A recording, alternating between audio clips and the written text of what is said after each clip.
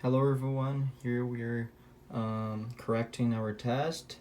So the first question, letter A, it's asking for the derivative of this function right here. So basically what we need to do, first we all agree that we have an external function and an internal function. So we substitute using verbose letters, so we can apply the rule. We can take derivative of this one and derivative of this one, and according to the rule it will be cosine of u times u prime. Basically, why cosine of u? Because it's the derivative of y. And now if we substitute, of course we need to develop this.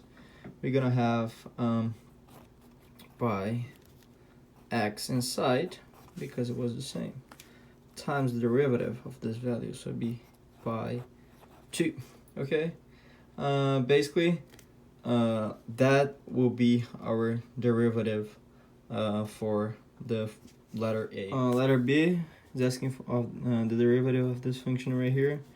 The derivative of L of x base 10, we just apply the rule.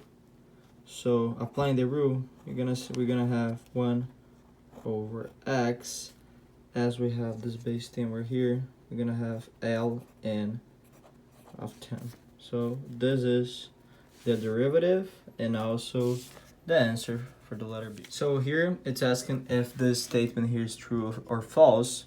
Basically it is false, because when we are applying the chain rule of this inside, we get derivative of f of x times the derivative of what is inside. So basically here it should be derivative of f of x, not just f of x. So for this reason it's false, just applying the chain rule. So basically in the letter D, it's also asking for us to define it if the statement is true or false.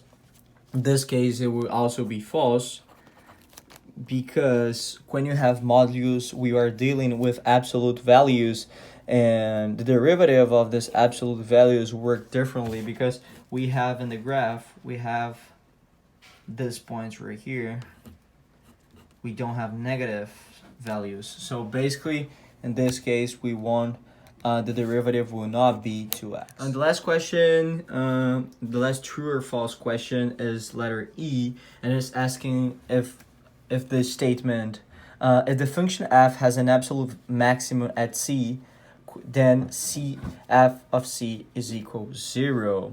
So basically this statement here, it's false, because derivative of f of c could also be an absolute minimum. It just indicates that the slope is 0, but it doesn't necessarily mean that we have a maximum, absolute maximum. We can have an absolute minimum. So basically this is the question 1, letter D. Here the exercise gave us this limit and asked us to find this limit based on this information here, and I also just I got the derivative of this information that it will be really important for this question. Okay, basically if we try to substitute here, we're gonna get so let's substitute this function here, right here.